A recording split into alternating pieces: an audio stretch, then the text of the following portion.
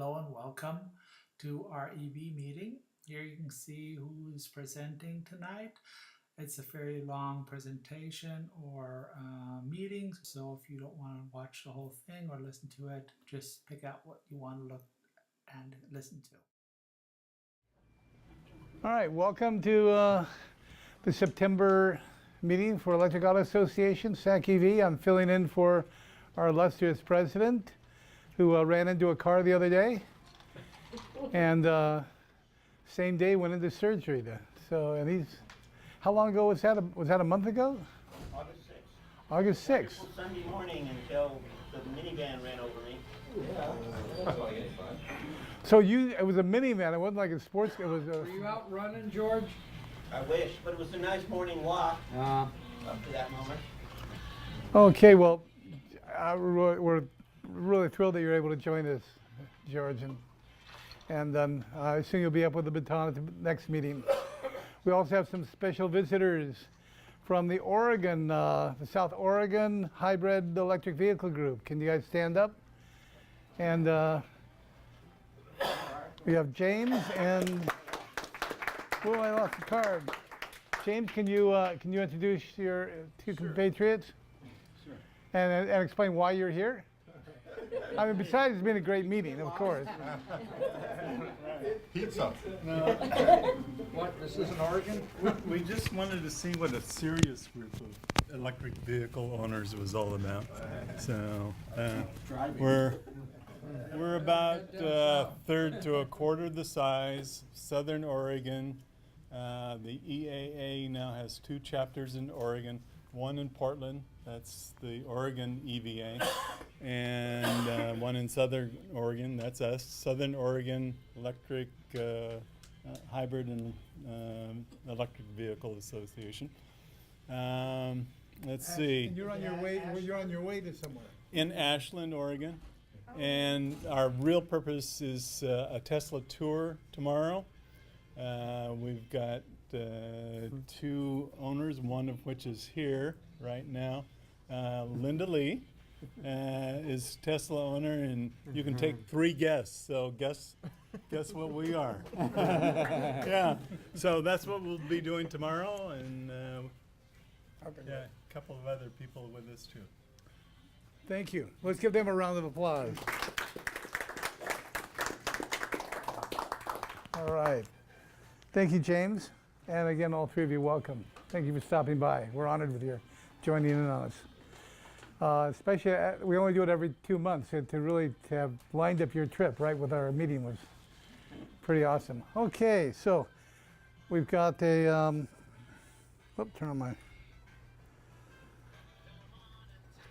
interesting set of information for tonight. We're going to try to run through that, and as always, after this, we'll try to keep it to an hour, and afterwards we'll have a mixer, be able to talk with the speakers, and for a special surprise that Nissan has promised us. So hang tuned, we'll get that. It's still a secret, but you're going to see something special. Nissan Leaf? We're not saying, actually that I can confirm it's not a Nissan Leaf. Sorry. All right, but. So let's go forward. I'm going to give you just some updates on what's going on in and around the region. And also, I would hope Katrina's, we have a new board member, which she couldn't make it tonight. But this brings some, if you look at the current board members for SacEV, they're all mostly old white guys. All right. And so, yeah. And, so Katrina comes and giving us a better improved perspective, and also she and now Thomas make up the youth contingent for SacEV. So she comes to us from the Institute of Transportation Studies, where she's an operations manager. And also, you get a chance to see her in the future or on Saturday if you come to the Saturday event. Talk about later. So further, I'd like to welcome new members who's never been to a SacEV meeting before. All right, welcome. For new members, we promised a prize. You can choose from a couple of things. You have got a J1772 plug for your key ring. It is the only, that bag is the last of them that exists in the world. So this is pretty unique. And Nissan has provided a little charger and battery for your cell phones, along with Smudis has a, you can unplug me at a certain time card. So for those that are new members, please can you stand up and just quickly say what car you have and what area you're from. Okay. I'm Robert. I drive a Leaf. I'm from Davis. And guys helping people in Davis start a EV group there. So I thought I'd come and see how it really works with your emotion and whatnot. What's a key ring? You know, since when did It's a fob ring, actually. but you know, I haven't had a key ring in a while. You might want this then. All right. And You have a Tesla, so you wouldn't. Yeah, but there's no connection on the fob for the Tesla. all right, so who else is a new member? My name's Larry. I have a Tesla F75 out here, and yeah, I bought it in December because they said if you get it before December 30th, you'll have unlimited free supercharging. So I drove one about 4 years ago, just a single engine, and sold it. And tried to save money, and it didn't work for me. But I'm in Davis also. All right, thank you. And I'm Shobit. I live in Roseville, and I have a Model X75. well, all right. Any other new members? I'm Pavana. I'm from Nevada City. I drive a Chevy Bolt with a V. That's great, all the way down from Nevada City. Thank you. And I'm Roger Johnson. I drive an e-Golf. 2-year owner of an e-Golf. It's a wonderful car. all right, good. We're getting some good variety. And please take one of those gifts. All right, so I want to also thank Owen and Robert and Nissan in general for providing us the facilities. They're just doing always an awesome job of supporting us as an electric vehicle group. And there are restrooms in the back left, right there. If you need to use them, they're available. Are they? Is it one restroom, right? Okay. All right. Whoop, there we go. So just quickly touch on, we've done a bunch of events just recently. And what we do is we track at each one of these number of conversations we do, and you can see the incredible number of people that we're engaging as part of this, from seeing the movie at Davis, seeing Inconvenient Sequel, Folsom, Nevada City, and Folsom twice. So you can see that we're talking to a lot of people. And so far, year to date, we're over 6,000 conversations that we as a group have engaged with the community. All right? So I think that's it's pretty impressive to see how many people that we actually talk to on the region. So I'm going to talk a little bit about sales for the area. But before I do, I want to step way back up and let's talk about EVs on a national basis, or a global basis, pardon me. We tend to think of the U.S. as being the leading edge for EV adoption. You can see right now we have only about 20% of the global sales are in the U.S. for EVs. China, more than twice what we have in EV sales. In fact, their intention is really to not just dominate in the future EV car production and manufacturing and design and development. They want to dominate car manufacturing, design, development by leaping forward with the EV and the advanced capabilities of EVs and the autonomous driving, such that that's their entry point into the United States and the globe for taking over car manufacturing and moving all that to China. So they're very serious about it. We're going to be giving them a big run for the money when we're not building a wall. And you can see even next year, 8% of the sales in China of cars have to be EVs. The next year, 10%. Then the next year, 12%. And they're working on now on setting the date on when no more gas cars will be allowed to be sold in China. They're very serious about it. 5 minutes. And India also wants to go completely electric and is being aggressive. So taking down just to the U.S. and California, approaching 700,000 EVs. Let's jump through just our region. This is a chart of the people that have applied for the $2,500 from the state of California as a rebate. That typically is actually 30% of this. 30% of the sales are not included in these numbers because they're government purchasers or nonprofits or people that forget about doing it. So we're about 11,000 cars in our region. 11,000 cars here. And it to be 50% sales increase year over year from this year compared to last year. So are we making a difference? Yeah, I mean, we're certainly one of the major factors making a heck of a difference. Yeah, we're not doing it alone. We've got a lot of support, but we're getting close to now 300 sales a month. So you're going to start seeing more and more of these out on the road. People have asked about getting out on the road. You know, where are we with the fast chargers? Been hearing about them for a while. We've got about 20 to 25 in our region of fast chargers, DC fast chargers, and they're growing all the time. The end of 2015 and the beginning of 2016, CEC put out awarded contracts for the fast chargers along the corridors. See the north-south, those should actually be coming online by summer of this coming year. It's a slow process, tough to get owners committed, that landowners committed for them. But the one aspect of the delay is working in our favor. Because of this delay, the manufacturers are generally switching to the 150 kilowatt DC fast chargers, where the original specs were only requiring the 50 kilowatts. So that delay is working a little bit to our advantage, although it would be nice to have them here today. And the east-west corridors you see here in red, those are by the end of next year. Okay? And then we know there are other players besides CE. Caltrans, everybody probably wonders, why don't we put them at the rest stops? You know, some good and bad with that. I mean, there's no amenities really at the restaurants other than, you know, having a picnic and restrooms. But Caltrans is seriously looking at it. They're working on the development, of the design, and the planning of that now.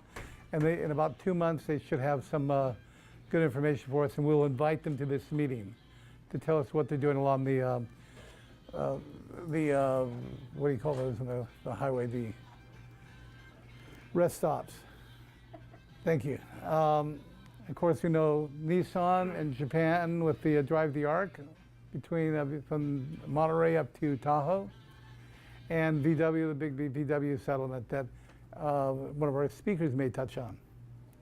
So it's all happening. It's just it's not as fast as perhaps you'd like, but we're moving there.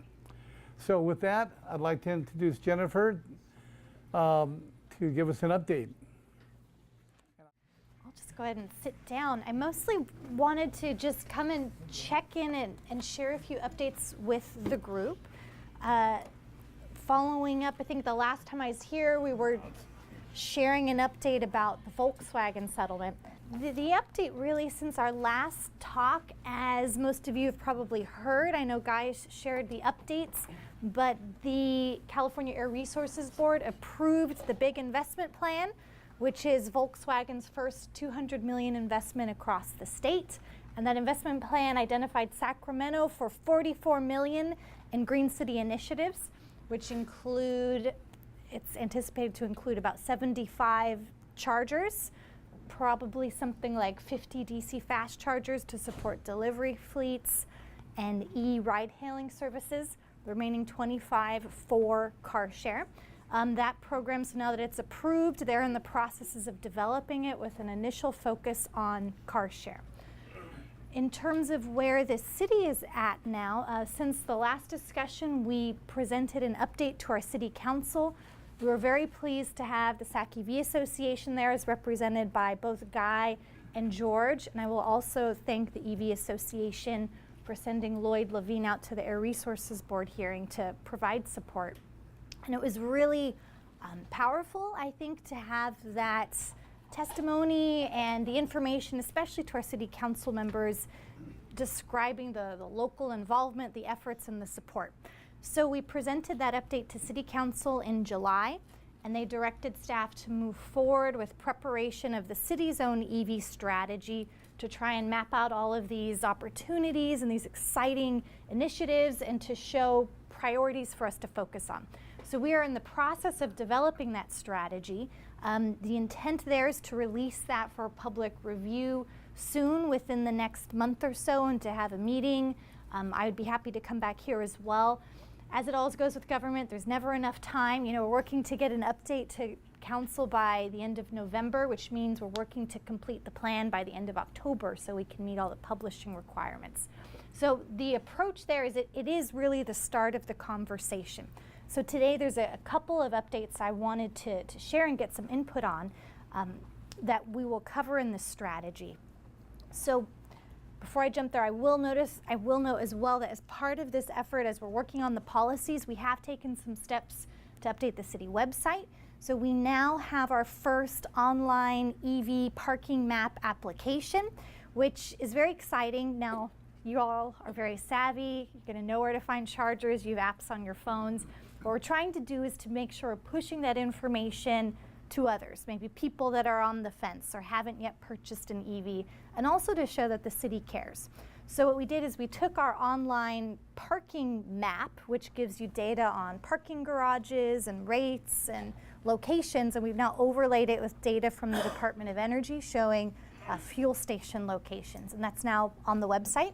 The new URL, it's cityofsacramento.org/EV. I'd encourage you to take a look at it. I'd welcome inputs, comments. We're trying to take those steps to share information and communicate what the city's doing. So towards that end, as we're working on the strategy, really one of the key issues that I would like to report on and just invite feedback is our EV parking program. How many of you all park at the city garages in downtown? Awesome. And I have the half-off monthly pass. Excellent. Do any others have the discounted monthly pass? We have the free one. I used to have a free one. Oh, so the way our policy works, this was adopted in 1994, so a long time ago. We're talking over 20 years ago, and we first established this program that would provide free or discounted parking for EV owners. So we are now at a point where the program has, as of today, 316 active monthly parking accounts, which includes, we've got, it looks like about 100 participants with discounted access to all the garages at $92 a month, Memorial Garage 15, or City Hall Garage. I don't see the City Hall Garage numbers, but we're subsidizing access to parking. We're also providing free charging on top of that.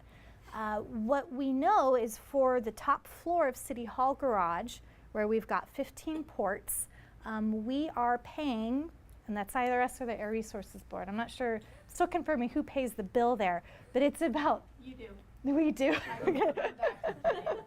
Good.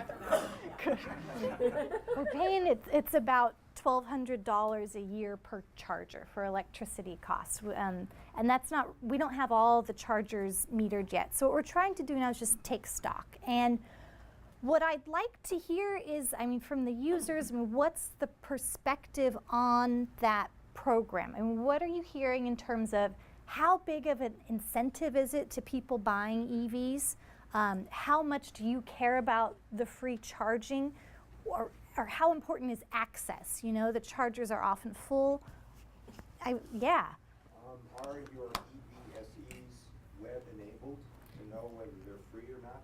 No, Free, I mean available. Yeah, no, they're not yet web enabled. So that's a step we'd like to take to upgrade infrastructure to have more real-time data. Challenge there is our funding is pretty limited, and we're paying a lot to subsidize the actual charging activity. Yeah. I have a couple questions.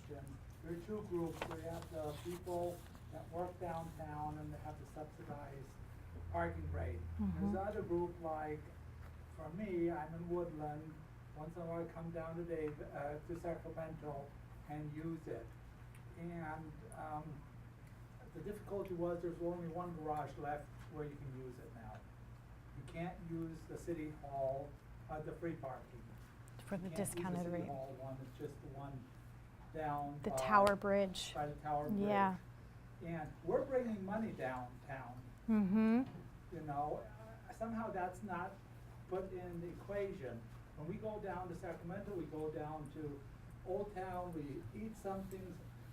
So you have to have these two groups in sort of separate. And for the group that comes from the outside occasionally, you know, there has to be something different than for the group that works downtown and parks downtown. Yeah, so separating based on origin and use case. Yes, and you know, encouraging people to come from a little farther outside with their EV Yeah. downtown. So you have to come up, I think, with two designs. Yeah. Yes, George. Because a lot of the activities that some of us would go into town for that are not regular downtown employees, why not have a policy where those lots are free, you know, from 6 o'clock or 5 o'clock onward? In other words, waive those parking fees for electric vehicles where those chargers are in the evenings and on weekends when, again, they're not going to be claimed by the commuting workforce. But That's George, why we have a King's you have Game. to pay for the Golden One Center. Yeah. Well, you know, but at the same time, there's $44 million floating around that might be assigned for some of these functions, perhaps. I'm just, you know, you asked the question, and I'm saying, you know, to make it incentivizing the casual downtown shopper, someone coming to the performances at the convention center or the music circus. Yeah. Now, so just to drill down, is it the free charging that's the bigger incentive, or is it the free parking, free or reduced parking? It's both. Okay. I'm on the other Yeah. thing. I work for the state, but I work in Rancho Cordova, but on Yeah. occasion I have to go downtown. And I don't want, I pay for my parking, of course it gets reimbursed by the state, but I don't wanna have to pay extra for the charging if I'm paying $20 for the parking there. You had a comment as I- well. It's a wonderful program. 4.5 years ago, when it was free, that was the tipping point that got me to try an EV. You know, it's been, 3 years now that it's the half price. I'm an occasional user. I would never do the monthly pass, but I do it now. And, you know, what people don't really realize is there's many times those garages are closed only for monthly, but a monthly pass can get in, Yeah. which the Capitol garages almost every day for half the year. The charging, I never count on getting a charger. I mean, unless I'm going there at night for something. You have to get there early. The charging is not really a value because it's just, It's not accessible. and I don't want to hunt for it. I don't want to stay there with the limit. So the incentive is really the discounted parking. But it is at night. It's nice to know that if there's a charger there, I'll use it. But there's definitely a need for more charging. But They could put more chargers. Because I mean, most of them are limited to 4 or 5 hours, and most of the employees come out at lunch and switch their cars out. Yeah. So if you had just a few bit more, there'd probably be more available for people that were not employees. And we talked about it at a meeting here, but if you're an employee in the City Hall or Cali, PA, it should be a great pilot test for level 1 charging. Yeah. I mean, you really there could be 100 plugs, and just, you can get your 30 or 40 miles during the workday, not have to worry about moving the car, and that should be plenty to do that. So I think, for some of the VW money or whatever, I mean, I think you should really be looking at trying a level 1 project. Yeah. If I can just compliment George's for Tara's comments about the evening. That's where I've used some of the parking also. And now, in my case, as I recall, it was close to Caliquier and City Hall, and I was able to do free charging. But I think to open it up during the evening, I mean, there was all sorts available there. So as long as the resources available there, then to make it available and to the extent for free, Yeah. it's wonderful, is great. And I think supporting George's comments, I think that is something that will support more people going and taking advantage of some of the venues in downtown. Heath, if you speak from your experience on selling EVs and such, and what motivates people to away from the gas Anything you car. can say like that, yeah, anything you can say. When it was free for more folks originally, yeah, that was a selling point, definitely, yeah. So any of this. Was persuasive in some sense? I mean, Yeah, Again, I don't think this is as significant as some of the other incentives. Yeah. But again, every little bit helps. Yeah, every little helps, definitely, yeah. Well, it's interesting because Mark Williams and I actually were talking today about the potential for level 1 charging at City Hall Garage. And we know that with the LED lighting changes that were made in the garage, there's likely the capacity to incorporate that. However, be forewarned, Electrify America money is not going to level 1 charging. So there are other opportunities for level 1 charging, other funding opportunities. A couple of other historical pieces. Certainly the existing infrastructure in City Hall Garage, and namely all of those banks on the 8th floor, those were installed by the state of California. And back when we moved into the what is now the California headquarters building, and in fact all of the Clipper Creek 1772 boxes that you see are thanks to a CEC grant. That was one of the first grants that was deployed through AB 118 funds. And the late Craig Childers was instrumental in making sure that City Hall Garage was targeted for those. So we have those deployments. However, it's a mixed blessing because, again, the state paid for the infrastructure, extended up to the 8th floor, and in our engagement with City of Sacramento, we had to sign off ownership of that infrastructure to the city. So, and as you think ahead, I know that the city has some big decisions to make. I believe that, well, I know that for the CEC grant, you know, those stations had to be in place and data collected for a certain period of time. Since that was probably in the 2010, 2011 timeframe, I assume enough time has passed. I will be frank with this group. I've been expecting the past few years that it's just a matter of time before the city pulls those boxes and installs them with something that requires payment for use. Because I know the city has had an arrangement with ChargePoint in the past. I don't know if that relationship is ongoing or if there are perhaps negotiations with other vendors. So that's something to be aware of. Another piece of information, you know, Mark of course was instrumental in working with early EV users at City Hall Garage, and we know firsthand that the free parking perk was a primary driver for folks in those early years. And once the City of Sacramento, through their local ordinance, reached the threshold, 10% of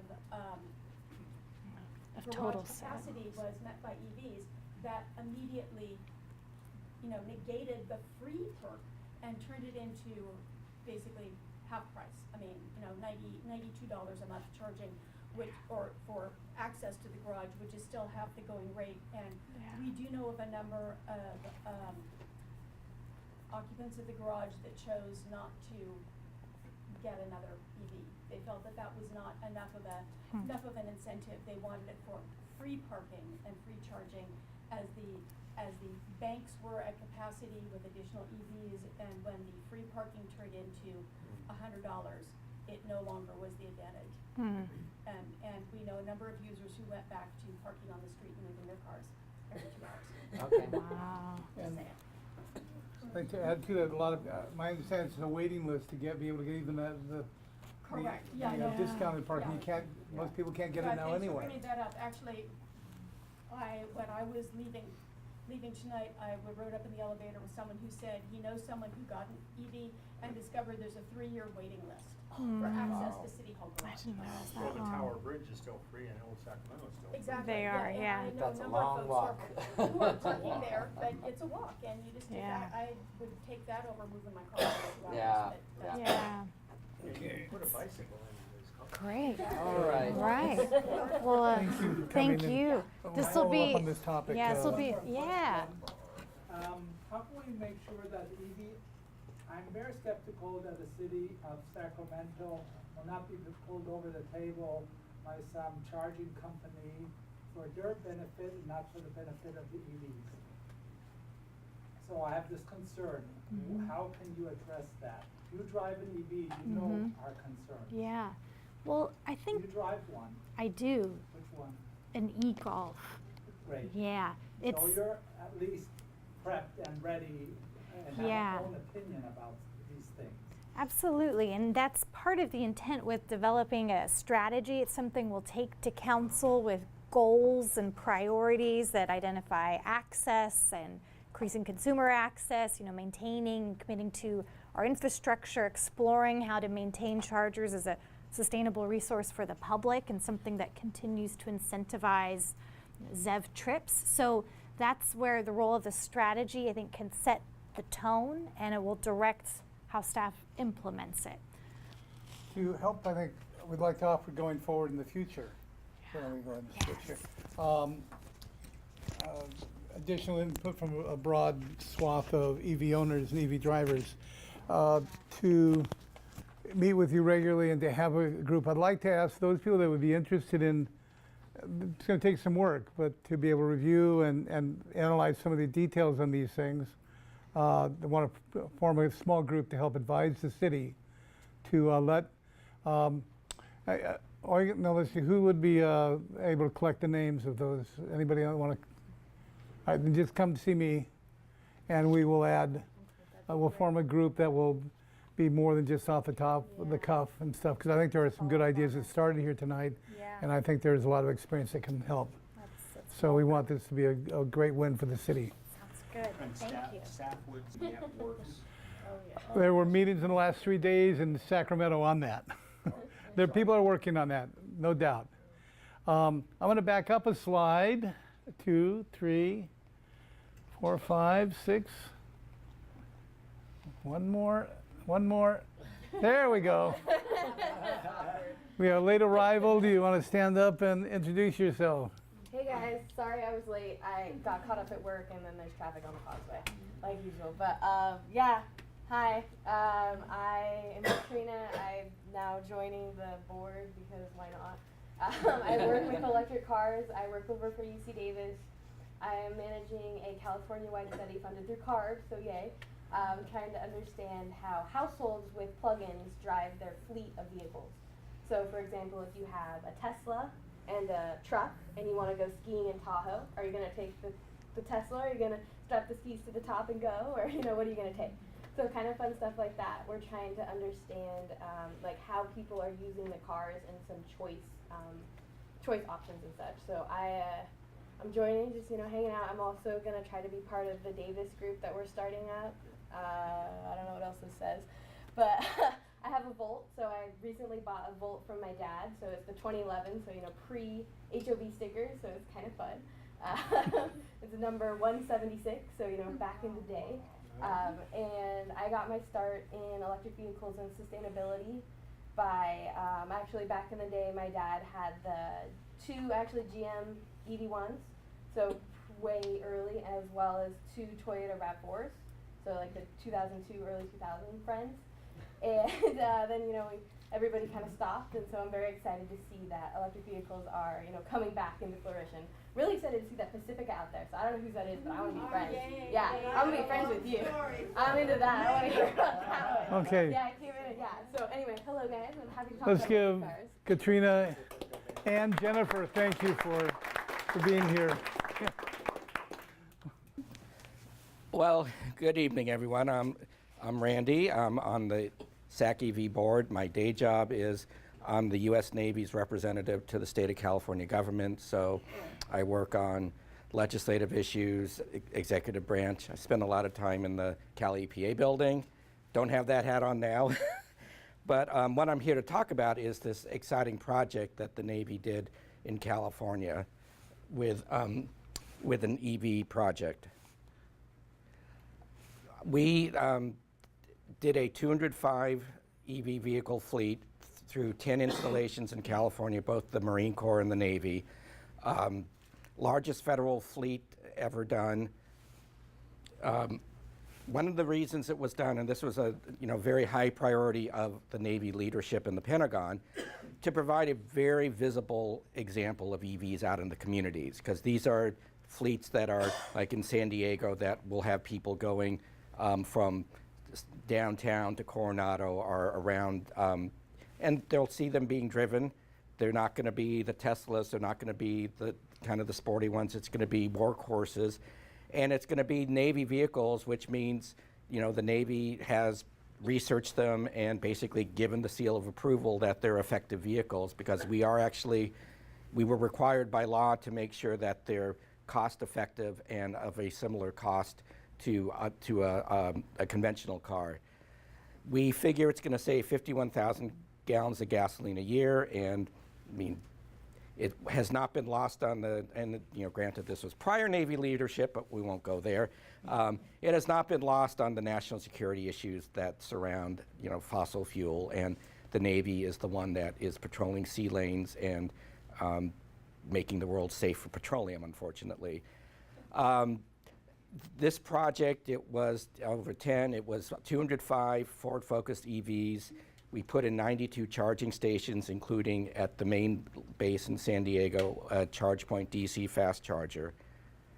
It's a partnership that included Ford, the Center for Sustainable Energy, CEC, ARB, and the PUC. And both the Center for Sustainable Energy and ARB, it was like a real shout out, because the only way, this was all a lease, the only way that we could get the numbers work and actually show that this was competitive with a regular lease of a car was to get the $2,500 state rebates with the lessee company. And that had never been done with ARB at that magnitude.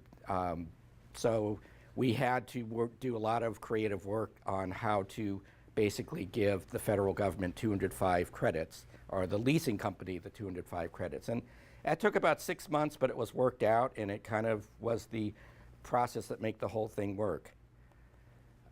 We did a ribbon cutting down in San Diego. I'm on an Admiral staff in San Diego. That's my Admiral plugging in with the DC fast charger. One of the interesting little tidbits, and one of the things that makes this very cool, is the 205 Ford Focus. They're built in Wayne, Michigan. They're in a plant that they spent $1 billion to refurbish so that they could produce EVs. And these were the first 205 Ford Focus EVs off that production line. So that could be good, that could be bad, We'll find out, but it's kind of just a cool thing to think that the first 205 of those Ford Focus are in California, on the roads, doing the work. Senator Henry Stern from Malibu in the San Fernando Valley, and some of you may know him as he was Senator Pavley's principal staffer who worked on AB 32 and SB 32 and has been very involved. And we've worked with them on, our bases in Ventura used to be in Senator Pavley's district, and we have a great relationship with her in biofuels and some of the other projects we're doing. But at any rate, Senator Stern did this resolution talking about and documenting the Navy program, and we got to get a bunch of our leadership on the Senate floor and did this nice presentation with Senator Stern. One of the other things, I think it got lost on the shorter slide, one of the unique things we're doing is we have a partnership with Stanford University that they're going to be collecting the data from a lot of the use, and they're going to be running analysis on whatever they can get out of the data. I'm not quite sure what they're going to end up doing with it. They may not be sure either. It's a big bunch of data, but they're interested in seeing what types of trips they're used for, the usage patterns, the energy uses, and who knows what else might glean out of. But that was one of the reasons we did this program, was to basically gather a lot of data and check the feasibility of doing this type of project for widespread fleet use. Oh. Okay, I'm going to switch gears. I now have my SacEV board member hat on, and we've been having some of our board meetings to talk about future directions. You know, the EV world is changing. A lot of things are changing, so we wanted to make sure that we stay relevant. We want to stay active. We want to be, you know, interesting to our members and to engage them. So we basically, aside from what Guy talked about in terms of our bread and butter, which is these events and talking with people, doing the conversations, which is an ongoing thing we're going to do, we wanted to branch into 3 additional areas. And as we talk about them, you know, kind of ask all of you to think about if any of these interest you. I mean, we're a volunteer organization. We're looking for people to get excited about some of these things and get involved. So the first one is youth education.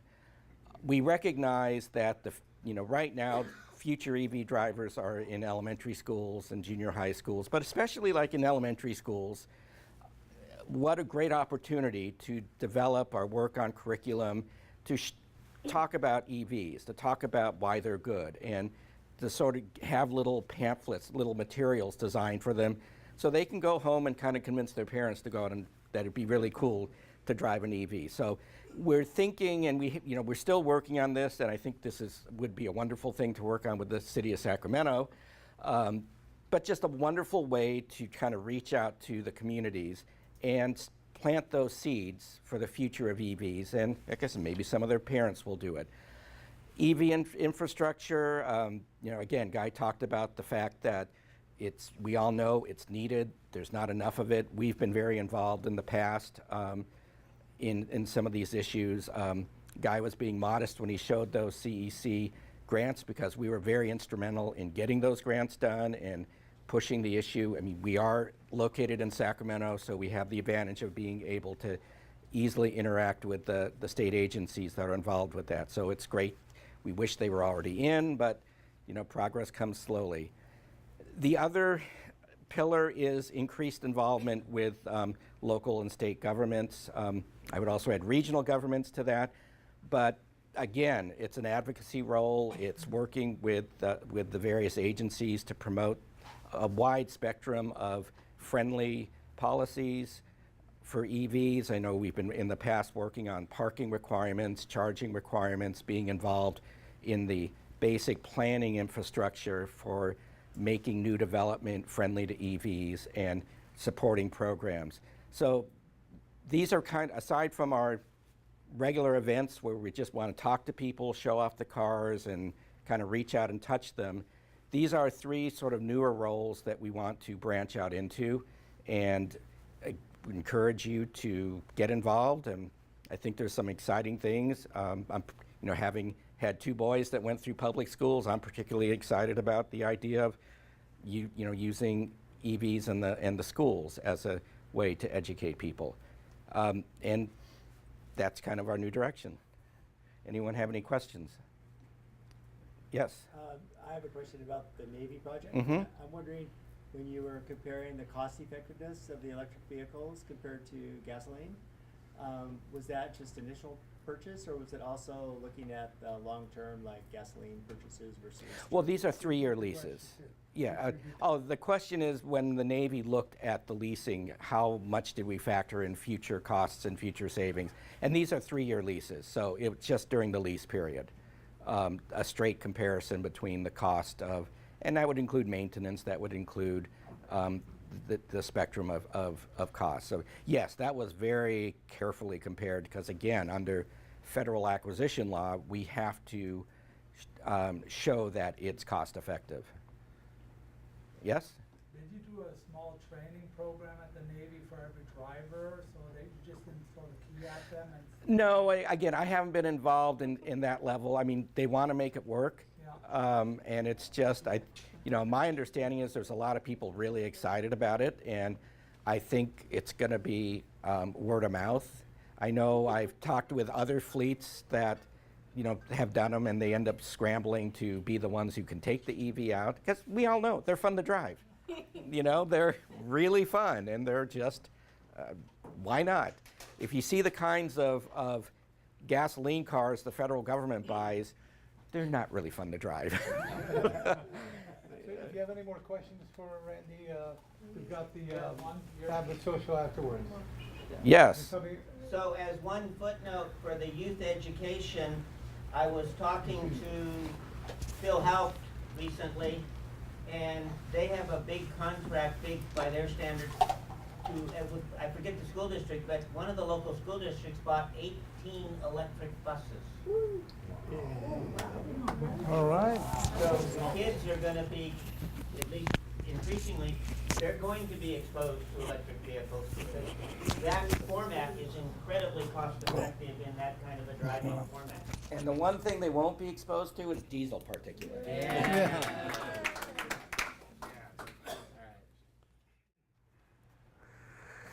My name's Ryan Nevins.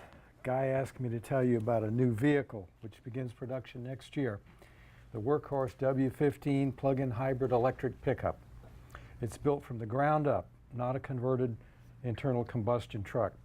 Has a battery pack between the frame rails and motors powering both the front and rear wheels. It's built by a company in Ohio with years of experience doing drivetrain chassis for other truck makers and creating plug-in hybrid electric delivery vans that are now being tested by FedEx and UPS. Unlike all of the plug-in cars being sold today, this pickup has the potential to replace a huge number of fossil fuel vehicles because of the existing market demand. Most people don't realize it, but over half of all vehicles sold each year are pickups. For the last 40 years, the single most popular vehicle sold in the United States, not the most popular truck, the most popular vehicle of any kind, was the Ford F-150 pickup, half-ton pickup. Next was the Chevy half-ton pickup, and next was the Dodge half-ton pickup. Another fantastically surprising statistic I uncovered, during January and February of this year, 10 times as many pickups were sold in 2 months as all plug-in vehicles of any kind were sold in all 12 months of 2016. Think about those numbers. The Workhorse could replace a huge number of those conventional internal combustion pickups, providing much lower emissions, fuel consumption, repair costs, and much better performance. The unveiling of the first prototype of the Workhorse W15 pickup was held at a fleet vehicle show in Long Beach on May 4th of this year. At that event, my wife Sherry and I met the Workhorse design management team to hear what they had to say about the new prototype truck, offer our own opinions about it. We got to do a close inspection of the truck, look at the design details, sit in it, crawl under it, measure it, ask questions, kick the tires, and generally get a good feel for it. So what advantages did we find this truck has? That's Sherry, and that's Sherry. I was the one crawling under it. She was the one checking out what the seats felt like. So what advantages did we find in this truck has? It will be cost competitive with conventional internal combustion pickups at a price of $52,500 before any state rebates, tax credits, or deductions. Total cost of ownership for a Workhorse in 12 years is estimated to be $36,000 less than a standard half-ton gas pickup, including the initial cost, rebate, fuel and electricity, maintenance, and repairs. That comes out to a 44% return on investment. I've got a little chart here if any of you want to look at, which is how they break down the calculations. The Workhorse will provide regenerative braking and major fuel savings with 80 miles all electric, which is much more than the average driver's daily trip in a vehicle. Then 30 miles per gallon as far as needed, with a 310-mile range per tank full of gasoline. And that's about double what you get on most pickups on the road today in fuel mileage per mile. This is achieved with a 3-cylinder gas generator to keep the battery fully charged for longer trips without any reduction in performance. It works like the range extender genset on the BMW i3. Full recharge of the Workhorse battery would take about 4 hours on a level 2 charger. This truck will have amazing performance, 460 horsepower.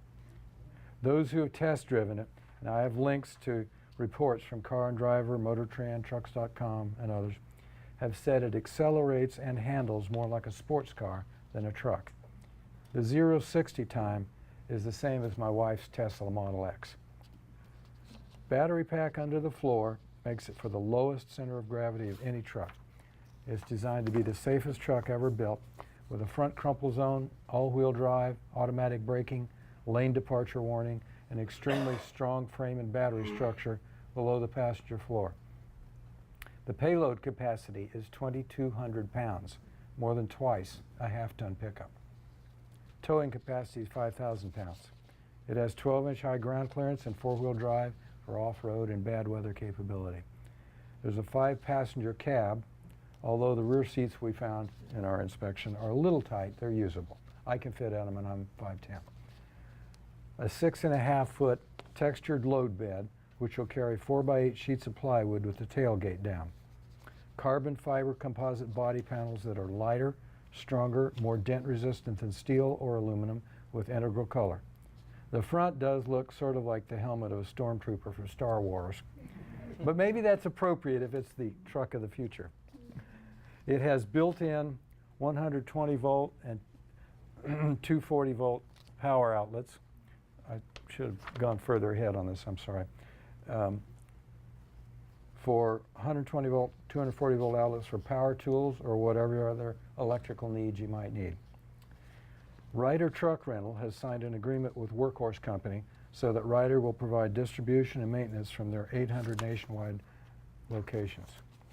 So all of this sounds great. What's the downside? Workhorse began with the intention of selling to fleet buyers only, from which they already have letters of intent for thousands of trucks when production starts in late 2018. They have those agreements with Duke Energy, City of Orlando, Portland General Electric Power, Southern California Electric Power Association, Clean Fuels Ohio, and other fleet buyers. They initially had no plans to sell individual or consumer level trucks. But there is hope. They are currently considering sales to individuals. They have now added a banner and clickable link on the bottom of their web page for us to show interest in a consumer version of the truck. This leads to a page where you can leave your email address, no obligation to buy, and take a survey. Those numbers will be compiled into statistics to help them decide. So I urge you to take the survey, even if you don't think you're going to buy one of these, and tell anyone you know who's interested in trucks, work vehicles, off-road driving, camping, boating, biking, fishing, hunting, skiing, boarding, or saving the planet from global warming to take that survey. It would also be great for business users of small pickups who do not qualify as fleet buyers. Sole proprietors like builders, surveyors, plumbers, electricians, handymen, lawn care workers, farmers, ranchers, delivery men, veterinarians, and on and on. This could be a real game changer in the battle to voluntarily reduce pollution and greenhouse emissions from transportation in our country. Hopefully all of you can help make it happen. I have some flyers you can take and some other printed information for you to look at after the meeting if you like. Thank you very much. Any questions I can answer? They've said late 2018. They don't have a date specific, you know, a day or a month, but sorry? I've got a printout of a brochure. I only have 1 or 2 copies, but it does have some specs. But basically, it shows the dimensions. It's about the same as not a super cab standard pickup, but a crew cab. 6.5 foot long bed, which means you can lower the tailgate and get 8 feet of material in it. That was one of the first things I measured when we got a look at the prototype. I mentioned the horsepower. More than battery capacity. It's 60 kilowatt package. And then I think it's 7.2 kilowatts are reserved for the onboard exportable power. Question on that? Yes. Is the specs online that we can download? Absolutely. Okay. Everything. I have some little flyers. The company was sending me brochures, and I was hoping I'd have those to pass out. But I have some little flyers I printed at home that has the web page, picture of the place where you click on it, and some very short descriptions of the major points. When it's in the gas engine that's going in the extended mode, do you know how the mileage conversion would be compared to just a similar truck? 30 miles per gallon, and I didn't do any specific statistics on that, but what I've seen recently has been in the range of 15, 16, 17. There's a few of them that get up in the low 20s, I think. But most trucks on the road today, you're looking at 12, 15. So it's much higher. It's way high. It's almost double the mileage. And the important consideration is, in terms of comparing mileage, 80 miles on a charge. Now, whether you're looking at this to commute to work and then use it on the weekend if you want to go snowmobiling, or like Katrina said, you know, the decision between, well, do I take my electric car if I'm going to the Sierras to go skiing, or do I take the truck, because the gas-powered truck, because that's what I can get all the equipment into. You don't have to make that decision. 50 weeks out of the year, you probably would never burn electricity unless you have a really long commute, or you have from business where you're doing an awful lot of driving. The other 2 weeks out of the year, if you want to drive further than that, then is the only time you probably have to use gas. You can drive across the country. If you're towing 5,000 pounds, you're not going to get the 80 Can you miles. get 80 miles with towing? Yeah, that's That was They- the question, because that- 80 seems I like asked that. low for a 60 kilowatt battery. It does, but then they're using this, from what I understand, on real-time usage, which would be like it would use in a work situation. Okay, so it could be towing a trailer.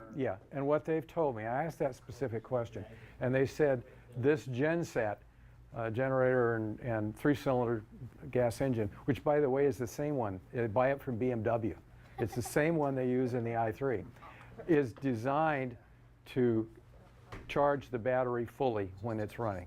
In other words, it doesn't gradually go down. Sorry? The i3 is a 2-cylinder, the i8 is the 3-cylinder. Okay, I'm sorry, then it's the i8. Just dropped part of your... So if you have more Sorry. questions for him, he'll be available. We'll be wrapping up in just a couple minutes. I'll stick around afterwards and Yeah, happy if to you answer could stay around, questions. that would be marvelous. Okay. Okay, we're almost, we're wrapping up here, folks. So one last item to hit, to talk about. Just to remind everybody that we saw the results on sales and such, that we're making a difference. By the way, there's some surveys that come out and say after people go to our events, 10%, nearly 10% of them are buying electric cars. Wow. All right. And you can see these other numbers. This is a 3-month post test drive event. And with knowing that, in fact, I should back up for just a moment here. There we go. We do it for a variety of reasons. The environment, the air, national security, and such. But knowing all that now, let's talk about Saturday. Love to have some of your help on the event that we do in Davis on Saturday. Like to bring your cars, show them, and have that engagement with the community. We're also doing, in addition to the test drives, we'll also be doing some mini workshops. And these are like 15-minute, very small audience, kind of a session that you'll be able to talk to folks about, you know, what's it like, how do you charge your car, where can you charge your car. We have about 3 or 4 real simple, basic topics that we all get asked. We'd like to have volunteers to help do those workshops. We'll probably have a couple of slides you'll be able to run off of, but I think most of you have probably got this information already burned into the brain as well. So please, afterwards, as you get that last piece of pizza, come in and talk to me about helping out with event, either by showing your car or participating by leading this small workshop. We've got everything set up. It just needs someone with some EV experience, so that we appreciate. And with that, a few other events coming up, just to keep it on your, we'll send the information out by email, so you don't need to write this down. But we've got still a few more this remainder of the year. And George? A couple things. One, as a psychologist, what Guy just asked about, you know, step up, step forward, volunteer, help everyone. In a group like this, you look at each other, we look at each other and think, it's going to be the other person that does it.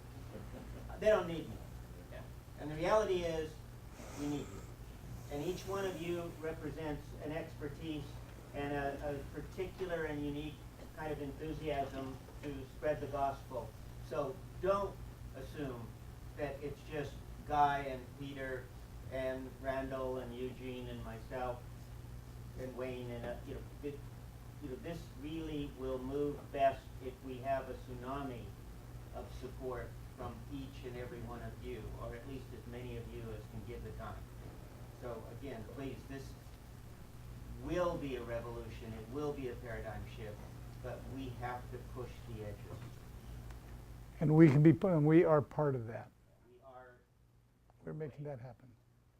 Thank the folks from Nissan again for providing us the facilities. Thank you very much again. And I'd like